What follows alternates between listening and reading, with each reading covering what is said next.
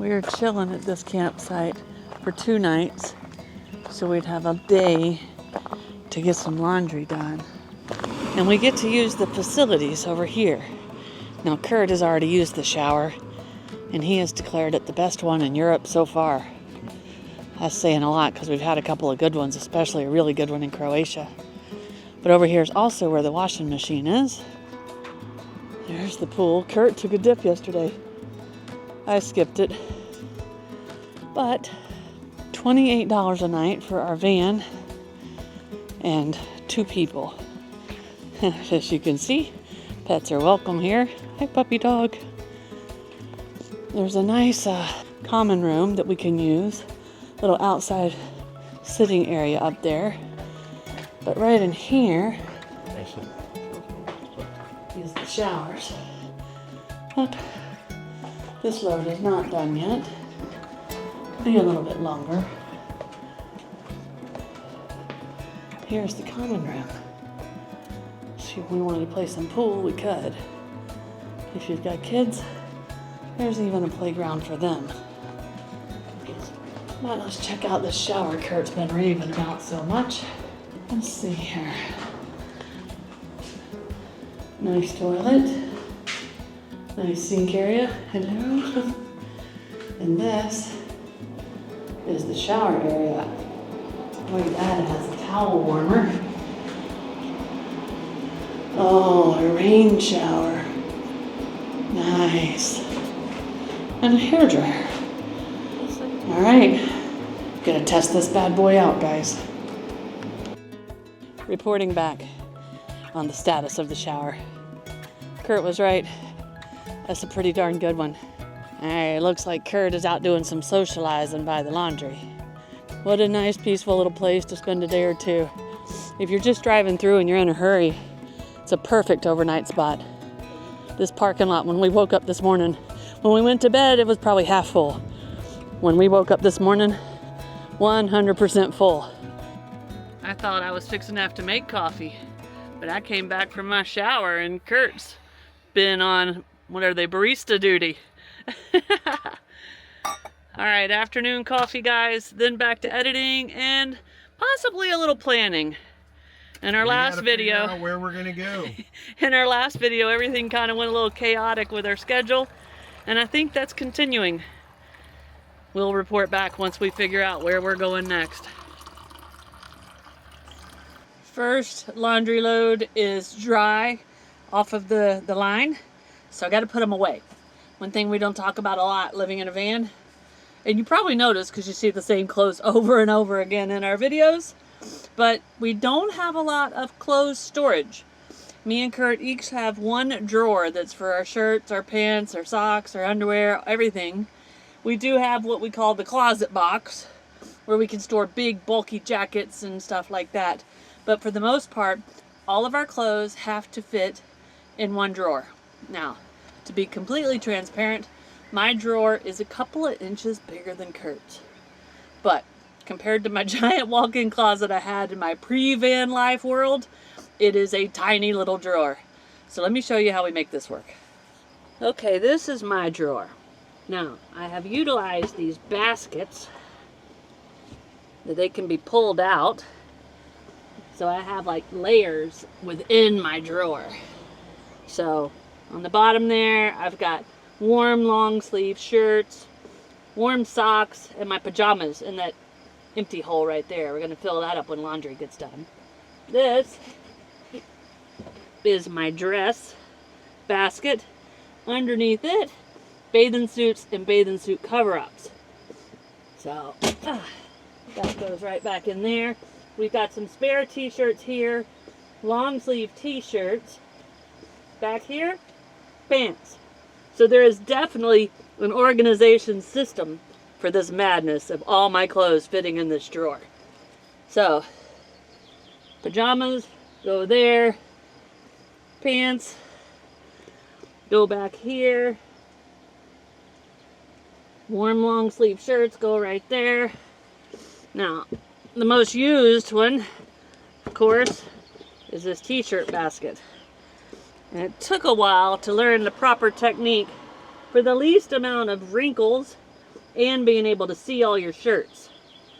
Now, in van life, you just do not have an iron. So part of living in a van is living with wrinkles. But these guys, these 3 shirts, may not look like it, but they'll fit in that basket. Let me show you. There they are. That basket will actually hold about 3 more shirts. And then on top, socks and underwear basket. So there's definitely a system to this madness. Now I'm going to show you Curt's drawer. It is not quite as organized as mine, no matter how hard I try. Curt uses the same basket system. Now, it took me about 2 years to convince him that that was the way to go. But his pants go on the bottom. He's got some long sleeve shirts that he stuffs in right there. His is not quite as organized, but he knows right where everything is. And although usually I'm in control of laundry, he's helping today, which is awesome. But I do all the folding and everything. I used to try to put his clothes away for him, but we had different styles. So now I just stack everything up on the counter. He puts his own clothes away. We've got another load of laundry that he's about to bring from the washing machine. We'll hang it out. It'll get dry. We'll put all our clothes away and we will be good to go for maybe like 2 weeks. We can go 2.5 weeks before we have to stop to do laundry. Another thing about living in a van, yes, we live with wrinkles, and yes, we wear clothes more than once. Unless it's one of Curt's muddy hikes. There were some adjustments to learn how to live in a van. The clothes situation, a big one. We carry our own clothesline and clothespin with us, but it doesn't seem to be quite long enough. We always struggle just a little bit. Plus our clothespins are breaking. We need to buy some new ones. But second load's hung out to dry. Laundry's almost done, right, Curty? Almost done. It's a nice sunny day with a little breeze. It's working out good. The sun is starting to set on our clothesline. We both got a bunch of editing going on, but that didn't keep Curt from whipping up something yummy to put in our oven. So what I have here is barbecue pork tenderloin. So I've spiced that up with my own herbs, no salt, a little barbecue sauce, cauliflower curry, a little paprika, salt, pepper, a little olive oil. I have a sweet potato with some red pepper, red onion, and again, that's got a little paprika, salt, pepper, garlic, that type of deal. And on top of here, I got 2 stuffed mushrooms, lemon juice, rosemary, vinegar, cream cheese with a little onion on top. This should be a meal for a few days, but once we get the oven cranked up for something like this, it's worth it. I don't know about y'all, but that description made me hungry. Get that in the oven. All right, we use our oven a few times a week. It slides up under the bed. Now we pull it out when we're cooking, so don't worry, we don't have a fire hazard. But it's in there. How long does it gotta cook? I'm gonna cook this for 40 minutes, so we'll set the temperature at about 385. And when I tell you guys we're having an edit day, that means one of us has the bed, which is transferred into an office, and that is the primo spot. The cave is the preferred office. And so we literally take turns and fight over who gets to work in there, because the other person has to just kind of set up on the couch, and it's all awkward, and you hold your laptop in your lap, or maybe you sit in this chair. Still, no matter what you're doing, it's a little bit awkward to work up here. So Curt had the primo spot today back there. I'm stuck in second level office, but we're still getting it done. Dinner is served. Look at that perfectly cooked pork, sweet potatoes with red peppers, and look at that curry cauliflower. And then my favorite, 1 stuffed mushroom. Woo! Thank you, Curty. All right, guys, we have to do some planning, but when we wake up in the morning, we'll be able to tell you where we're going. We have to, because we got to know what to put in the GPS. So we'll see you guys in the morning. I hope you have a good dinner, because it sure looks like we're going to.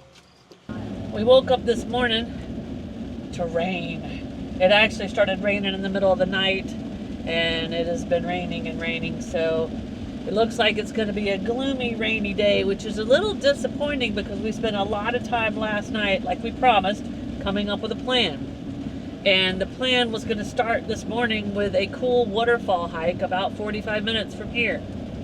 That is clearly off the charts for today. And we are on the road. We're going to have a rainy day drive, hopefully through a pretty area.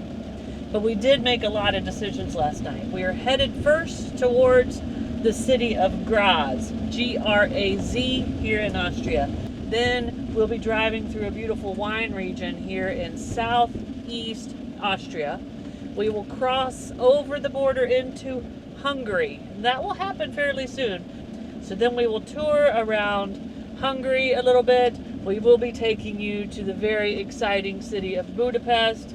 We're going to follow the Danube River, and then we will cross into Slovakia, where we will be visiting some very, very special friends. And if you've been following our journey since Corona times back in Mexico, you will remember them. But that's all I'm giving you until we get there.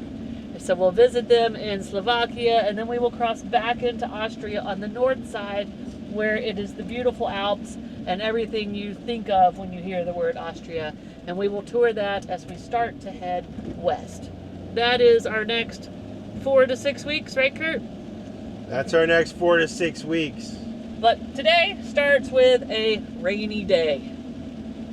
It's not always sunshine and rainbows. When we left our camp this morning, we had about a 2-hour drive to where we thought our next camp was going to be. And we thought it was going to be a beautiful drive along a lake and through some villages. But the Google Map lady rerouted us without us really knowing and put us on the giant interstate. It's called the Autobahn over here. And it was terrible. All you could see was concrete walls and semi-trucks. But eventually we found a reroute. It got off of that road. And we've done a little mountain driving. But we're up in the clouds, in the fog. So we still can't see, but it's still better than driving on an interstate. Now we're going to come to this next little town, fill up with gas, and then head up to where we think we're going to be able to camp for the night. You doing okay over there, Curt? Just getting from point A to point B. That's what we're doing today. And it's been raining the whole time. So far, since we've been in Austria, most of the street signs and informational signs are just in their Austrian/German language. But we just came up over the top of a hill and saw a big warning sign that had it in like 5 different languages, saying we were coming up on a dangerous slope. So I think we're about to go down a 16% grade hill mountain here for quite a while, which means we have to ride the brakes. How's it feeling over there right now, Curt?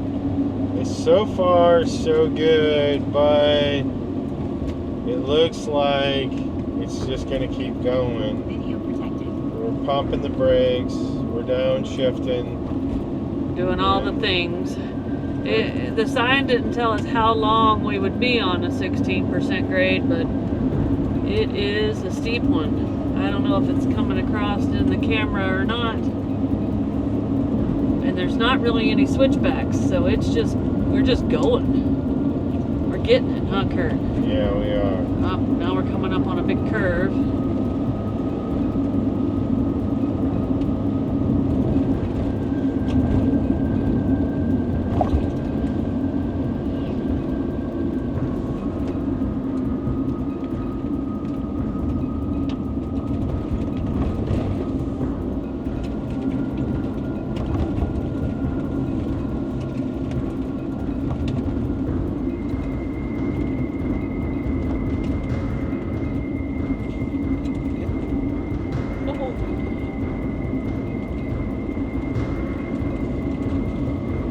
It's been, what, a mile and a half, 2 miles right now, Curt? Even my brake pedal's getting hot. It is hard to hold the speed down. Well, if we see a place to pull over, maybe we pull over. But we haven't even seen that. up there. I don't know if we could get slowed down enough to pull into it.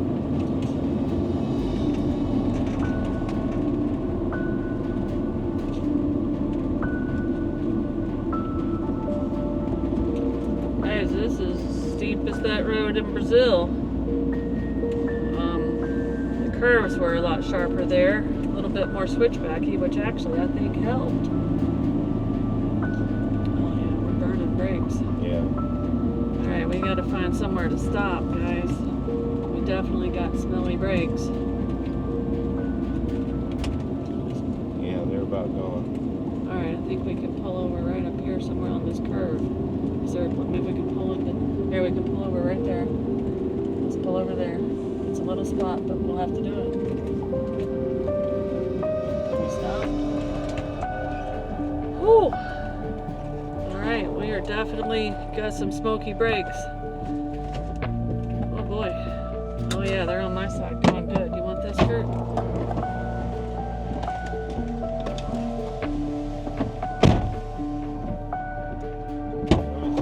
It's over here.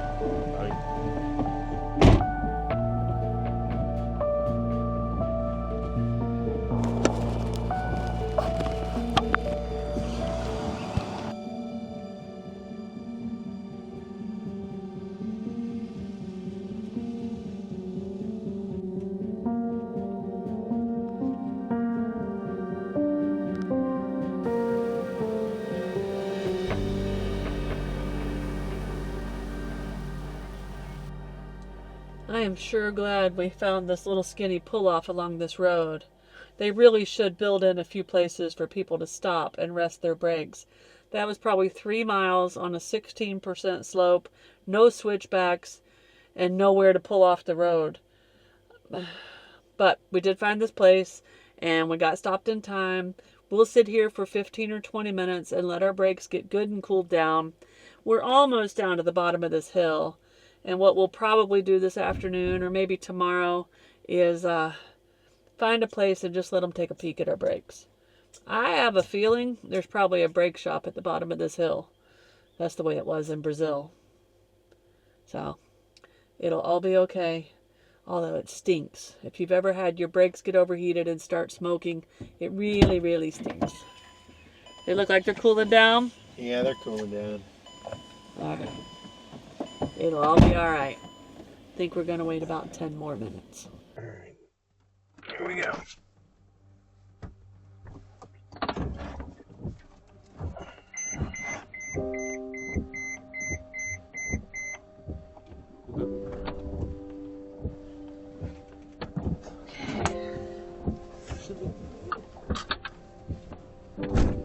Whoa, I got no brakes. Oh fuck, emergency, emergency. Is the car started? Yeah. Alright, so So I'm gonna let this off. we're gonna stop in there. Right? Okay. Well, we waited 20 minutes and we started to ease down the hole, pulling out of our little emergency spot here. No brakes. No brakes, all the way to the floor. I yanked the emergency brake up and it stopped us. Luckily, there was a little bubble we could pull off the side of the road, and we were able to back up back into our somewhat safe spot and pull the emergency brake. So we're doing some Googling, and we're going to let them cool longer and see if we can get any pressure in these brakes to get down the rest of this hill. Don't think it's very far, but we need more brakes than none, and that's what we have right now. So we're kind of, I guess we're got our fingers crossed, and we're hopeful that it just needs to cool a lot more. And we'll clearly be going straight to a brake place when we get to the bottom of this hill where there's a town. It is always scary when the driver yells, "No brakes!" and a instinct kicks in and you yank up the emergency brake. There should have been a little bit more warning on that road. And now I know why that sign was in so many different languages. Whew. We're just gonna try up to here again. We're not gonna go too far. If we got nothing, if we can't stop ourselves, on flat, and we gotta get some help. Yeah, we're gonna do a little test right here. You pop it before we go.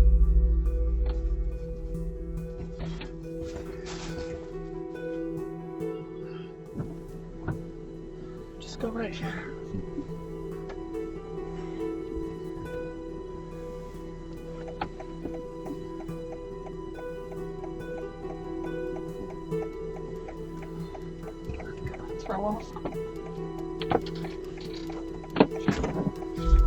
All right, we're stopping pretty good. Come on, nowhere. Oh, Jesus. Oh, Jesus. Don't let us get at any speed if possible. Keep them pumped. There's a car coming. Right, not looking down. Wave them around.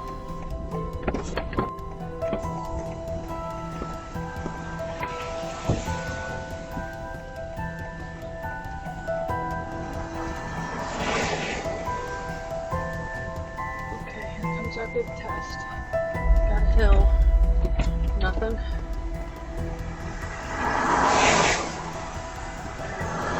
That building's where we pull off and stop.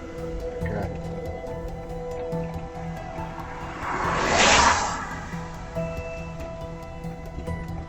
What do you think? Well, we'll see. We're coming up on this hill. We're on a hill now, though.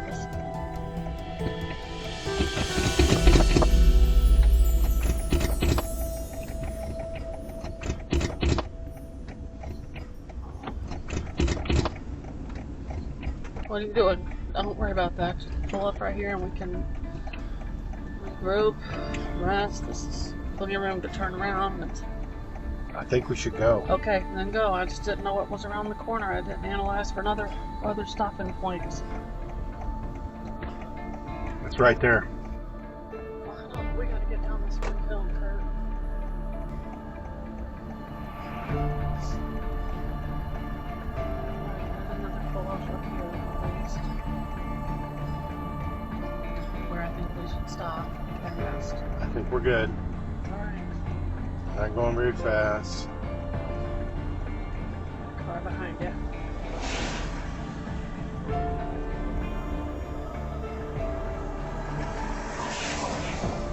Alright, this would be our pull off. That's been used before. We're good. That. Good. That brakes. Alright, so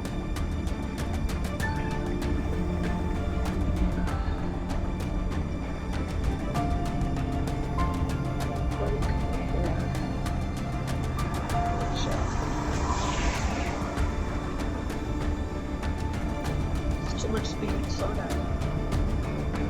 Here's the emergency brake to keep it slow if you need to. I don't.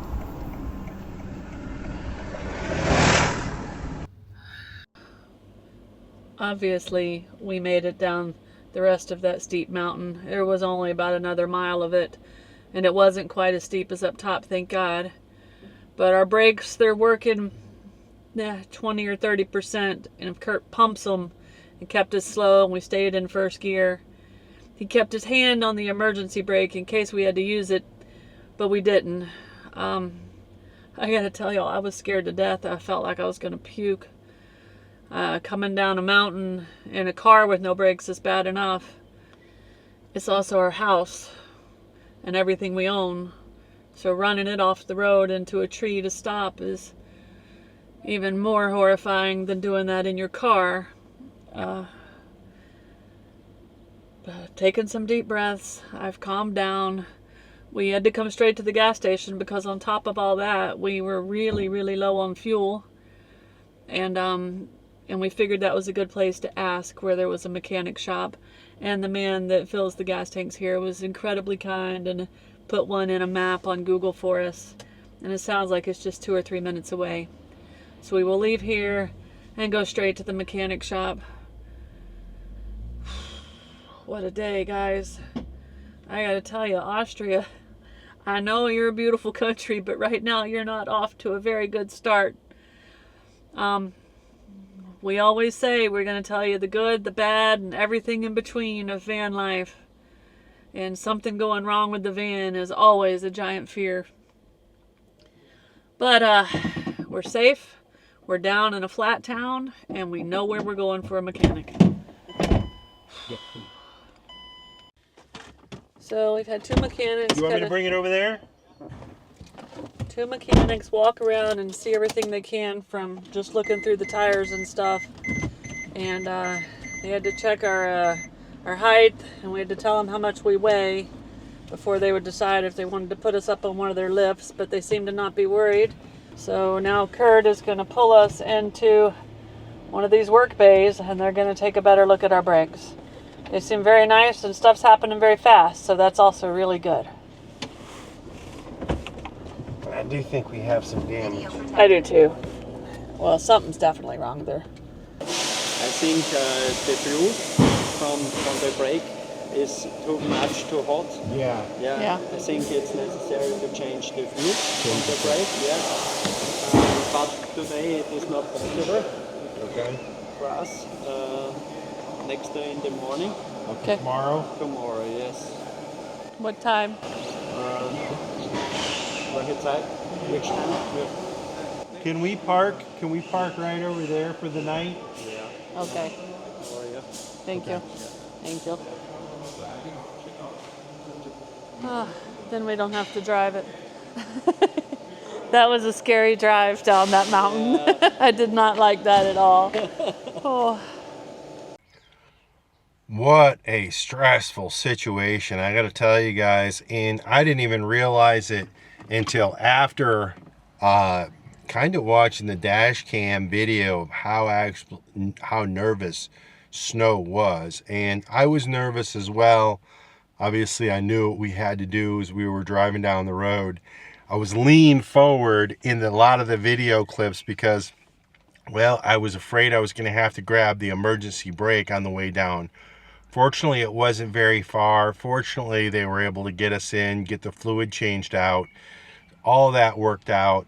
But after putting new fluid in, they said that there was damage to the pads. Now, they said that it's safe to drive, and they put it on the brake test. Our brakes are a little bit more, let's call them mushy than they were before. But they still stop. We've driven around a little bit since then. And so I think we're going to be okay. We do need to change the pads. He's going to give us a quote. We're kind of going to be looking around in the next month or two to trying to find out where is the best place to get brake pads. You guys probably know that there can be a big price difference between countries, one country and the next. And so we're going to shop around and try to get a deal with that. But wow, out of the blue, crazy, stressful, and to top it off, we're in the parking lot and Snow had a crown go out. So she's in the dentist right now getting that looked at. So yeah, it's been a little rough patch here, so we got to shake it off and get back on track. But thanks for joining us, guys, on this video. We will see you on the next one. Cheers. If you like this video, be sure to subscribe to our channel and hit that notification bell so you guys know when we put out new videos. And don't forget, you can always follow us over on Instagram to see what's going on in between videos. Cheers, guys!